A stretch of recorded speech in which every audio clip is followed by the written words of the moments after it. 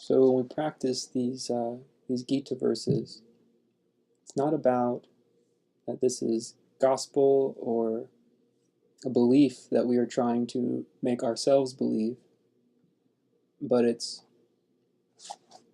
a test. It's a contemplation. If this statement was true, what are they talking about? What do they mean?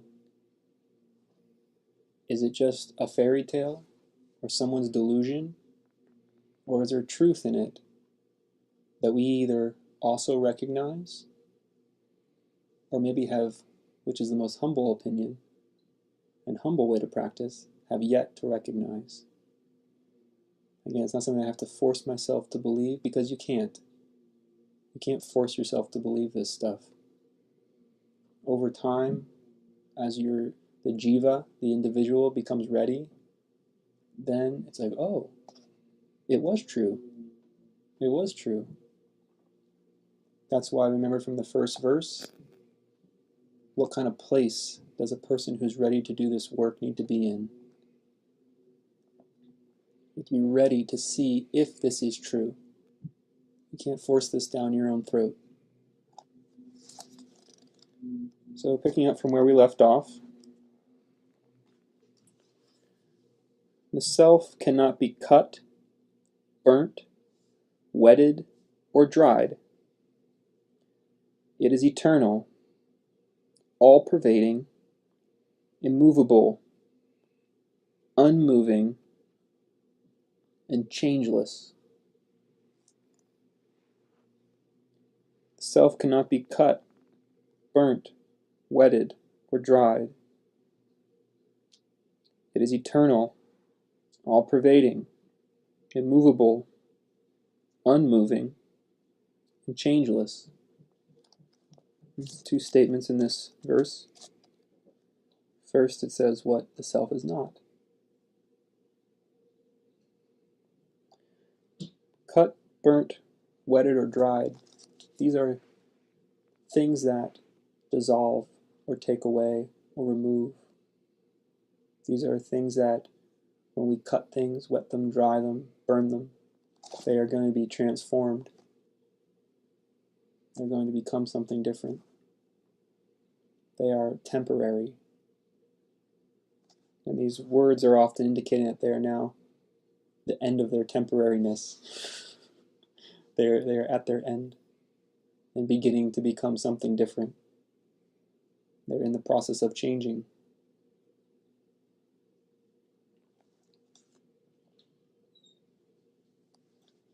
In the second half, eternal, all-pervading, immovable, unmoving, and changeless. So the self does not have attributes that can be changed. Can't change where it is in space because it's beyond space. Can't change where it is in time because it's beyond time.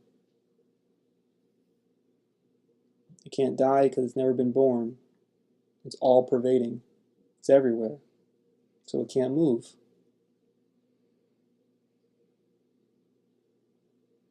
Now, this is often different from where we are when we think about if we identify as a body, as our thoughts, as our memories, as our brain. These things are constantly moving and changing, and they can be cut, burnt, wetted, or dried. So this is not what the self is. The self is beyond this. It's different. When we think that we are the things, like our body, our memories, our thoughts, our brain, we would say it's a mistake, that it's a false knowledge covering up the true knowledge of the self. The true knowledge of the self is beyond. It recognizes that the self is beyond the ability for it to be transformed. And it's always like this.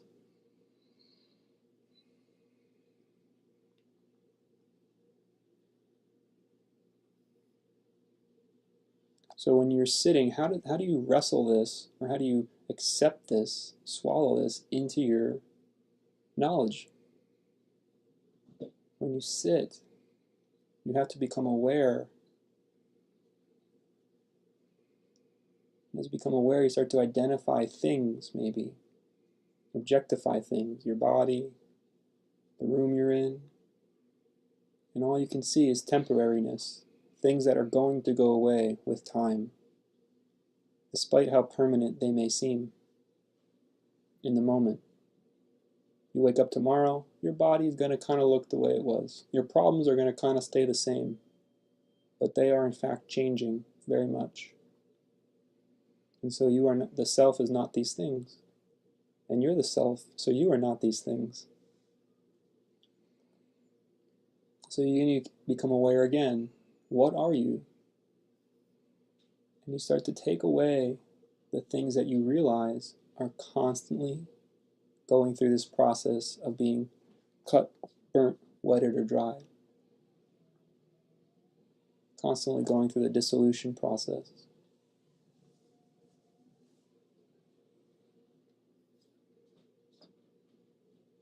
And what is left? You could think of it as a substratum.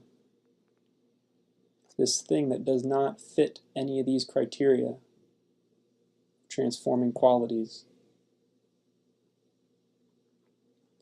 It's beyond it, it's below it, it's above it, however you want to frame it.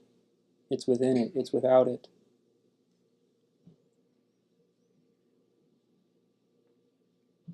We can experience it directly, we can live as it. We've been living as it already.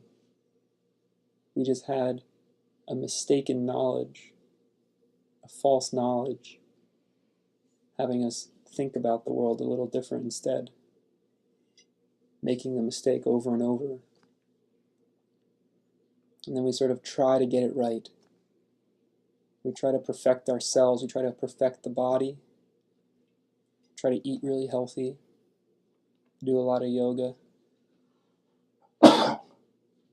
You try to work on your breathing techniques to get your body clean.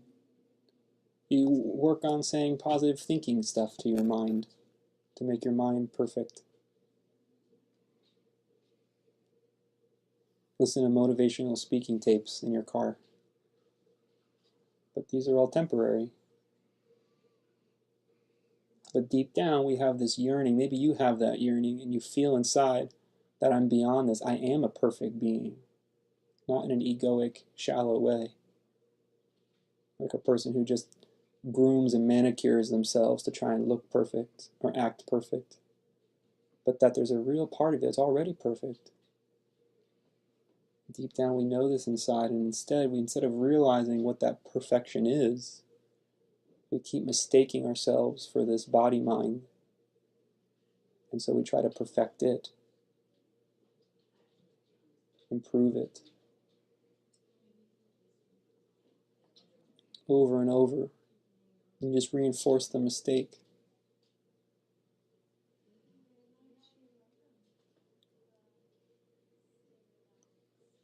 But awareness is already present. It's all around. It's all within. Already completed. You just become aware of it. It's perfect. Already perfect.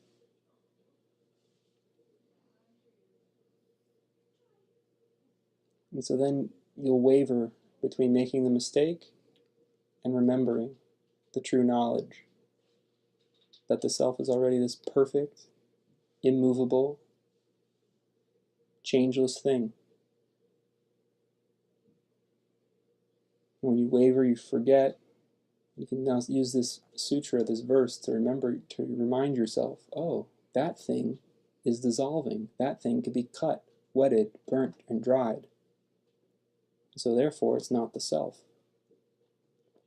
And I'm the self.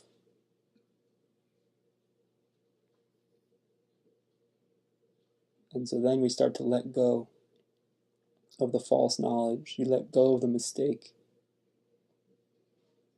Oh, I'm not the body. I'm not the thought forms. I'm not the memories. You just keep letting it go.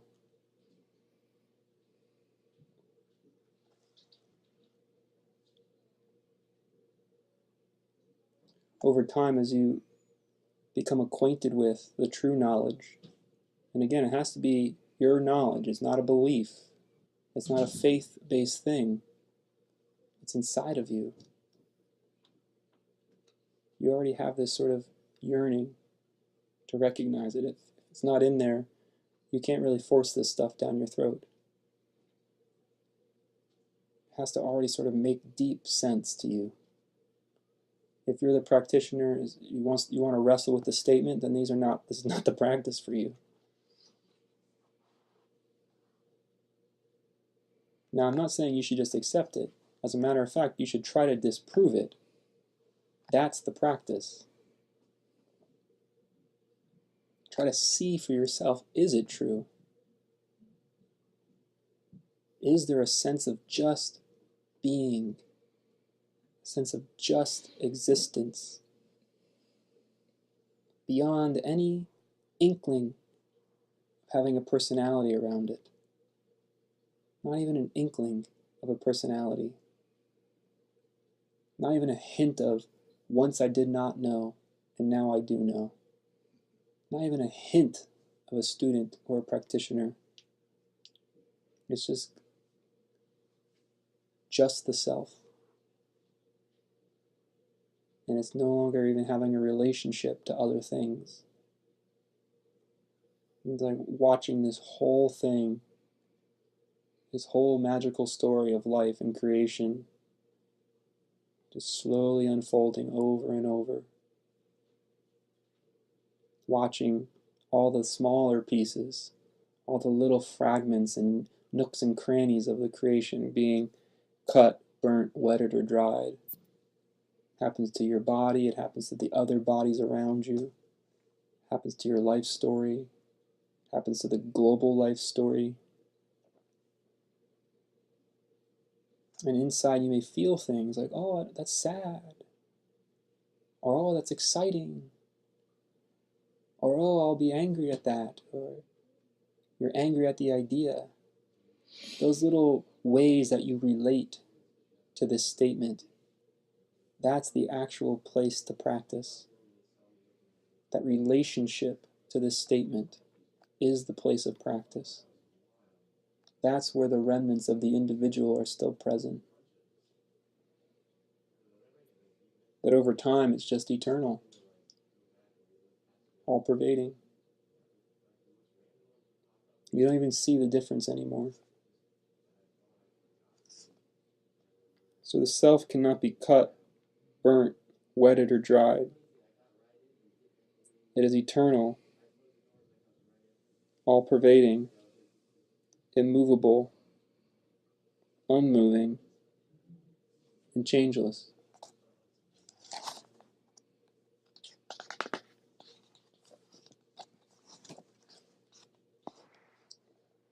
So the next verse is similar, but it has some other nuance. Know that the self, which pervades all this, is indestructible. No one is able to destroy the self, which does not change. Know that the self, which pervades all this, is indestructible. No one is able to destroy the self, which does not change. So again, much of the meaning of this verse is very similar to the last verse. But here, there's a very important command or instruction that they're asking you to realize. Know.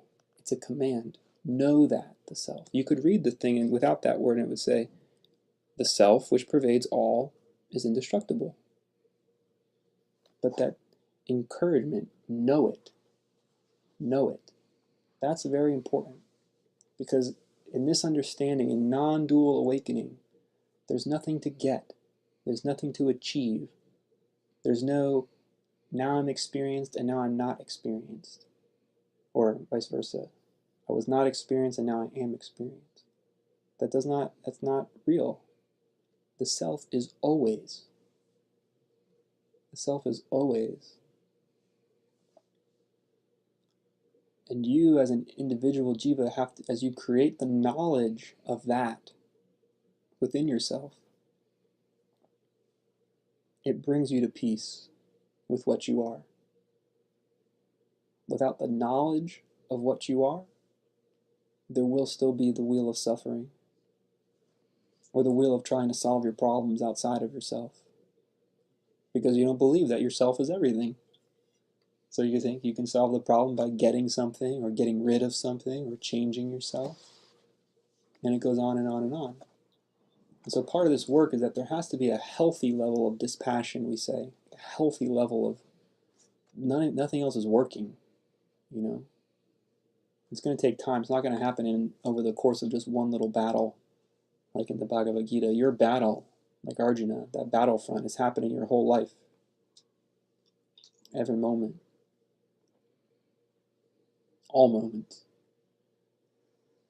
So every experience you step into, not just when you look at this Gita, not just when you study your practice or do your yoga, every moment you are on that battlefield, talking to Krishna, asking, what am I doing here? What is going on here?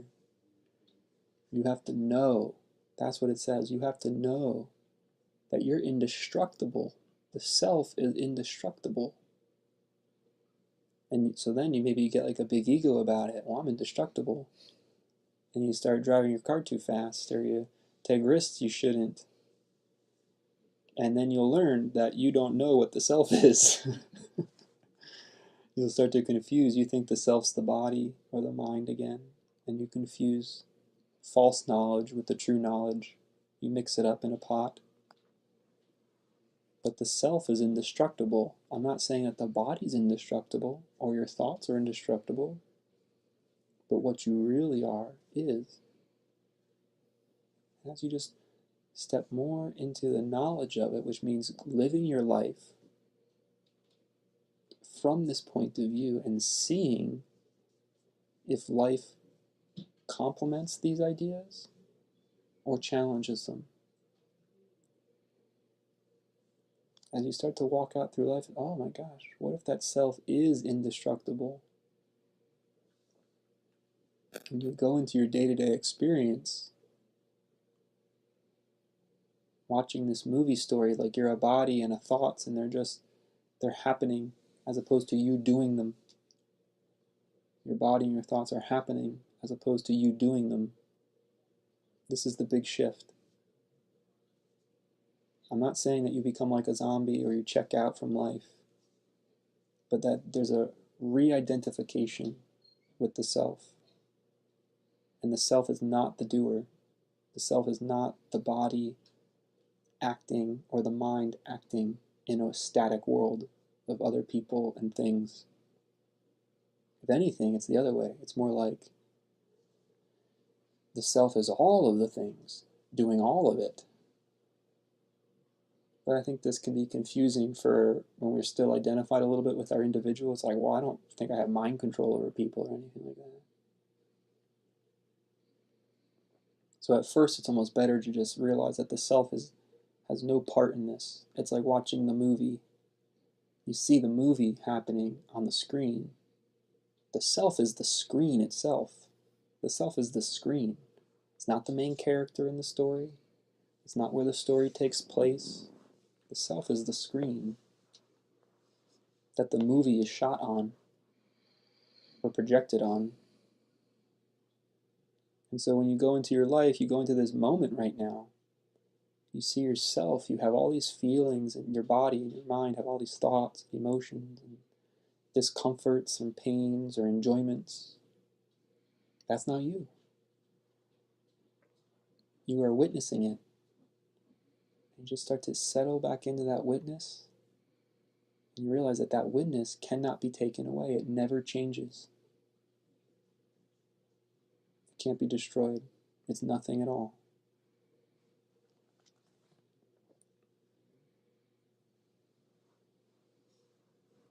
No one is able to destroy the self.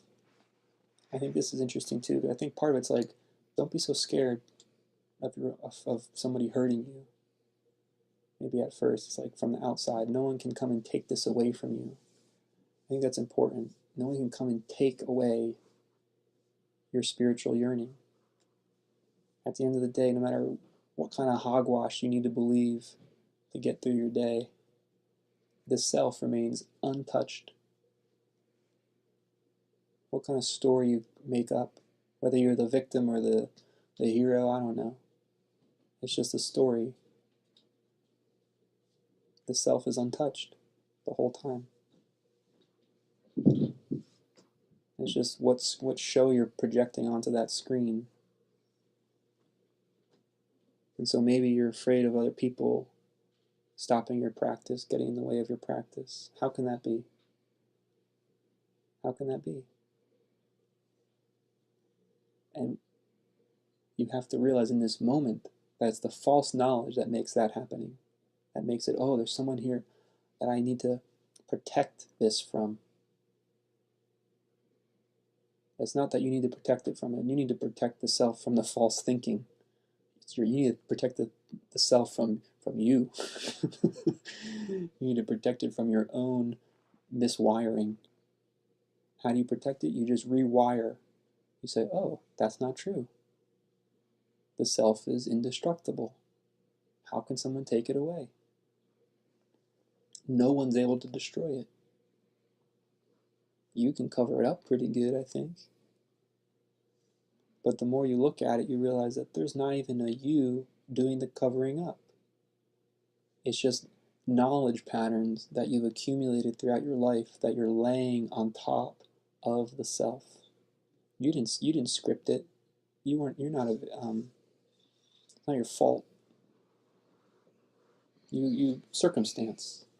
Circumstance gave you a script to tell you who you are. Maybe if you were raised from the very, very young, every environmental condition and every person around you just taught you the true knowledge. They only taught you this way. It's all you ever saw. Maybe then you wouldn't create your own false knowledge script. But I think that's like wishful thinking, maybe, right? A little too much to ask.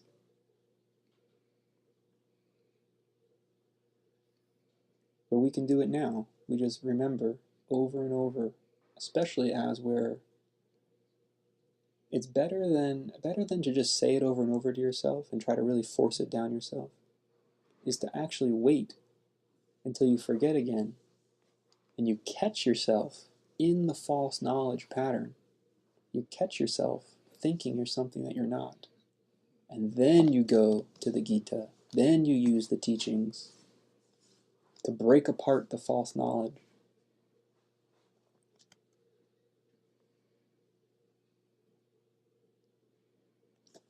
And then the last bit, I said the no one against. No one outside of you, and not even you, can screw this up. You can't screw it up. You're either going to get it or you're not. And I imagine if you're listening to this every week, you've got enough yearning inside of you to get it. You're not going to screw it up. You're not going to damage it. You're too interested. And if you're not interested at all, you're probably not even listening.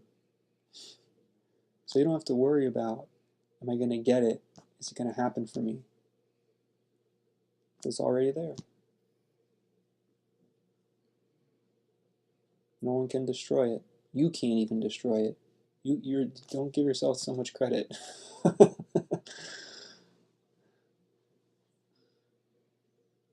It's not like you're taking care of like a baby egg. Yeah. You're taking care of whatever you think the most powerful thing in this universe is. More powerful. It's beyond that.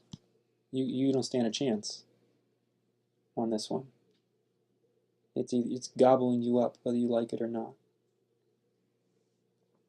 Because everything that you aren't, that you think you are, is being dissolved. Whether you like it or not. Everything you think you are, but you're not, is being taken away from you. And for some people it happens in their mind sooner than later, and that's a great thing. They begin to let go while they still have some days and years left on this, in this body, as this body. But everyone's getting this taken away from them. And when you hear that, if you get a sigh of relief and peacefulness, that's a very good sign. If you get scared, well, then you've got some work to do, because it's just the body and it's already going to get taken away from you, cut, burnt, wetted, and dried. So there you have a chance to practice again, because you can't deny that that's going to happen to you. It's definitely going to happen to your body, and it's definitely going to happen to your thoughts. It's definitely going to happen to your brain. As you start to let go of those things, what is left is the self. That's all you have to do. Get rid of the other things. What's left is the self. Know that the self which pervades all this is indestructible. No one is able to destroy the self which does not change. Last verse of the night. The unreal has no being. The self has no non-being. Indeed, both of these conclusions have been realized by the seers of truth. The unreal has no being, and the self has no non-being. Indeed, both of these conclusions have been realized by the seers of truth. So this is a nice one. It's kind of nice little word plays. The unreal. By unreal, what they mean is things that are temporary. Your body, that's unreal to them. Now you may, well, I put my hand over a hot stove and it gets burnt. That feels very real, thank you very much. But that's not what they mean from a non-dual perspective. What they mean by a non-dual perspective is that it's not real because it's not going to last forever. It's not eternal. It's not real in the sense that it's not going to be here forever. It's changing forms in the substance of the universe. If there was only one substance and it could combine and mix with itself to create the imagery that we call our life and our stories, the substance is never actually changed. It still stays the one substance. It's like seeing the mirage in the desert. The mirage will come and the mirage will go, but it was never there in the first place. Really, as you start to digest and settle into this knowledge of yourself, it feels like that. It feels like your life is just, oh, it's a mirage, a very long dream. But to the self, it's very short. It's very brief. It's fleeting. Now, as you get more knotted up in your problems and your life ordeals and going on that may seem long or tiresome or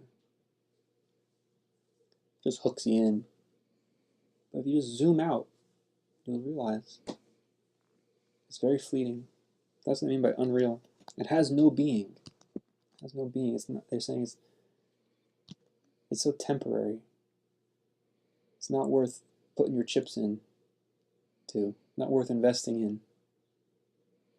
It's so unsecure. It's not even there. The self has no non-being. So they're not saying that the self has being. This is very interesting. Because if the thing has being, it can come and go. Born and die. No non-being. They're saying that the self is never not there. The self is always there. It's not a being, though. That's the difference between a being and no non-being, the double negative. No non-being, there's never a being in the first place. Because the self is everything. There's nothing to become aware of it. There's no relationship to the self. The self is all. We are all, every bit of the self.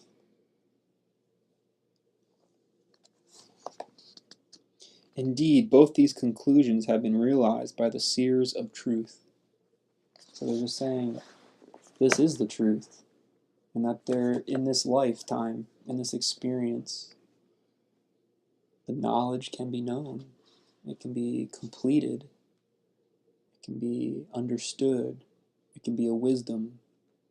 The seer is a person who has remembered or realized or digested the knowledge completely, where they live their life knowing that the unreal has no being. And the self has no non-being. All the things that we identify as our ego, personality, our body, our mind, our things we love, things we dislike, things we hate, things we enjoy,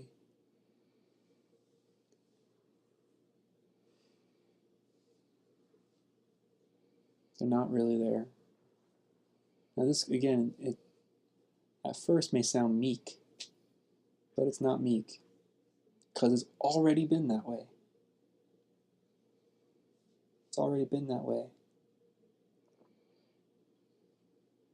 And to a person who does think it's meek, and they're not ready to make the understanding, from the seer's point of view, from the non-dual point of view, we just think they're not ready to hear that knowledge yet. They're young. Whether, not by how many times they went around the sun, not by how old they are, but they're young. If you want to believe in a soul, you could say their soul is young, or you could say their mind is young. They're not really ready to hold that level of knowledge. It's young. And to them, they probably think we're boring. So it's okay. It sounds like we're putting them down a little bit. Trust me, they would think that they think they're putting you down, because they think we're missing out, maybe, right? There's something exciting about life that if you're studying this work, maybe you're missing. Don't you want to eat chocolate and go skydiving? And there's actually nothing wrong with eating chocolate and skydiving and having this knowledge. See, this knowledge does not conflict or disagree with any other philosophy. That's how I know it's the truth for me.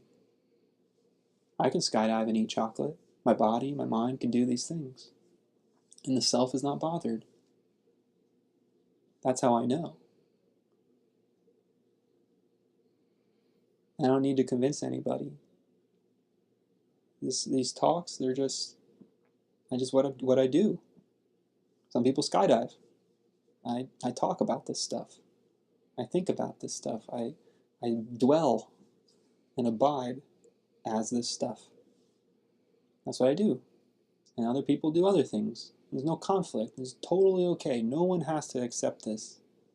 But maybe if you're listening, you've come back every week, that's what you are, as a body, mind. But it's not in conflict with anything else. So if people aren't ready to hear it, you don't tell them that they're unreal. They're going to think you're crazy. Because it does feel in conflict. But see, this knowledge does not have to be in conflict with anybody. It can't be. If you just work out the logic in your own mind, you can accept all of this teaching and nothing really changes, quite frankly. Because what they're saying is that it's already there. It's already this way. The unreal has no being. People just think different. They just think it does. They think the unreal has a being. They think there's an individual in there who gets to make choices and gets to have preferences and likes to go skydiving and doesn't like to study the Gita. And that's fine. And then other people realize that it's unreal. That there's really no being in there getting to choose what they're interested in and what they're not interested in. You don't get to choose. And if you want, you can try. You can just try and get rid of this. You can try and throw away the yearning. See how that works. It'll creep back up. It'll wake you up out of your dreams. Because the self is so much more powerful than any chance your ego has. And that's all it is a chance. It's not a choice. Maybe by chance this is meant for you. The self has no non-being. Meaning there's no being, there's no doer there to impact this. The self just is. It dwells, it abides as it is. Unfettered, uncontrollable, always present. And slowly, whether it's the mind or the heart or the body, slowly, everything and all of us are finding our way back there. And they're saying the way to peace in this time, in this lifetime, is to digest the knowledge of that. And you can actually live and breathe and experience that understanding, that philosophy. And it leads to a very peaceful experience of life. The unreal has no being. The self has no non-being. Indeed, both of these conclusions have been realized by the seers of truth. The seer of the truth is a very peaceful being. Because who is there to fight? Who is there to be upset with? If all there is a self, everything that's unreal isn't even there. Who's there to fight with? Peace and war are not opposites. War grows on top of peace. Conflict grows on top of peace. Peace is a state of nature. It just is. And a seer of truth just is. The self just is. Self is very peaceful.